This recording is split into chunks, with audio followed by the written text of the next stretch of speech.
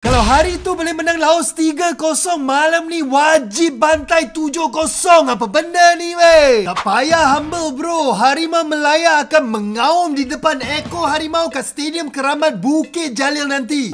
Game yang ditunggu-tunggu kan. Pengubat hati bagi setiap fans bola sepak tanah air Malaysia lawan Laos. Hari ni kita tak menuding jari. Tak kisah dokumen salah ke, orang tu cakap apa ke, atau Nini dia pandai buat karipap. Aku cuma nak pesta gol. Dari game beberapa hari yang lepas, 3 benda yang pasti. Padang kita confirm lagi cantik. Siaran live nanti mesti guna kamera moden. Dan paling penting sekali, pemain ke-12 akan bersama skuad Harimau Melaya. Buat yang terbaik. Jangan pakai kasut berlubang. Ada peluang tu kasih skor. Dan kita semua nak dengar laungan C kat Bukit Jalil. Untuk rakyat Malaysia yang tengah fikir nak turun stadium atau tidak, come on lah bro. Jangan jadi keyboard warrior. Jalankan tanggungjawab, pakai baju kuning, turun Bukit Jalil dan beri sokongan kepada pasukan kebangsaan. Mereka memerlukan kita sekarang. Lawan tetap lawan, bantai tetap bantai. Setuju atau tidak? Komen kat sini.